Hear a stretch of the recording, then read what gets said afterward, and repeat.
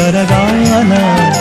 ನೀರು ಕಾಣದೆ ಜನತೆ ತಲ್ಲಣಿಸಿ ಆಯಿತು ಕಂಗಾಲ.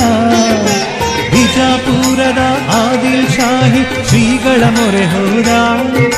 ಮಳೆಯನ್ನು ತರಿಸಿ ನಮ್ಮನ್ನು ರಕ್ಷಿಸಿರೆನ್ನುತ್ತ ಶರಣಾದ. ಬಿಳಿ ಕಂಬಳಿ ಗಗನಕ್ಕೆ ಬೀಸಿ ಮಳೆ ಧಾರಾಕಾರದಿ ಸುರಿಸಿ.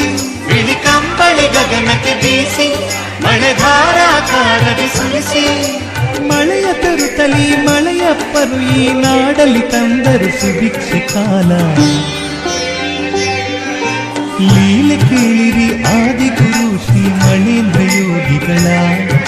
ಲೀಲೆ ಕೇಳಿರಿ ಆದಿಗುರು ಶ್ರೀ ಮಳೇಂದ್ರ ಯೋಗಿಗಳ. ಓರ್ವನು ಸಾಕಿದ ಆಕಳು ಹೊಲದಲ್ಲಿ ಸತ್ತಿತ್ತು.